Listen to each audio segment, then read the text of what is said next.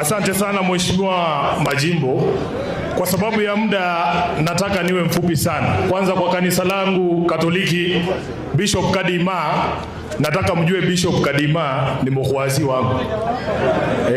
Nimeoa msichana wa kwao, so nikiharibu program naweza pata fine kubwa sana. Lakini nataka niseme hivi. Nataka nisimame hapa ndio niwaulize kama mnaniona vizuri. Mnaniona vizuri? Mnaniona vizuri? Mimi ndio Sifuna. Nimesikia mkisema hapa nyinyi ni kina nani? Hata nyinyi. Nataka nichukue fursa hii kusema asanteni sana kwa kuja kwenye hafla hii ya kumfariji ndugu yetu Mheshimiwa Wangamati. Wewe unajua mzee alikuwa rafiki yetu sisi wote.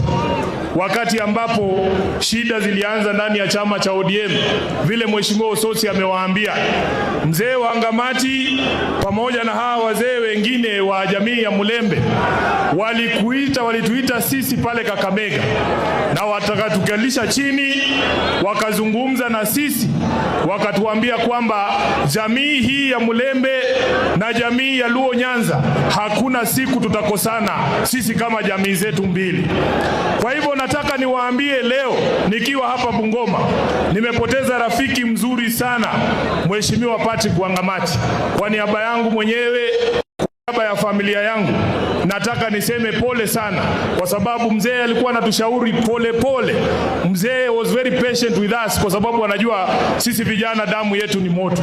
Na mzee alikuwa anatushauri kwa upole, anatuambia ya kwamba tuweze kuwekelea ule uhusiano ambao umekuwepo kati ya sisi Waluya na jamii ya Mulembe, wote waweze kukaa pamoja. Msiwe na wasiwasi, huyu ndugu yetu Mheshimiwa Didmas tumemzoea. Wakati ambapo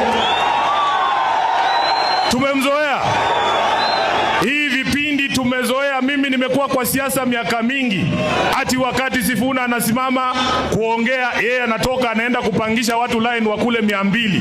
Hii ndio siasa tunataka tuwache nyuma katika taifa hili letu la Kenya. Wakati ambapo nisiseme, wakati ambapo kura muhimu zinakuja mbele ya bunge ya kuwekelea ushuru kwa wananchi, anawaumiza nyinyi. Yeye anapiga yes, alafu anaingia KCB Bank ya Bungoma anachukua 200 anakuja nayo kwa matanga ati agawe nyinyi. Kwani nyinyi ni wajinga namna gani? Tunataka tuwaambie hiyo siasa imepitwa na wakati. Saa hii tunataka tuweke maslahi ya wananchi wetu mbele. Hiyo 200 Didmas wewe gawa tu, mimi nakuja kuletea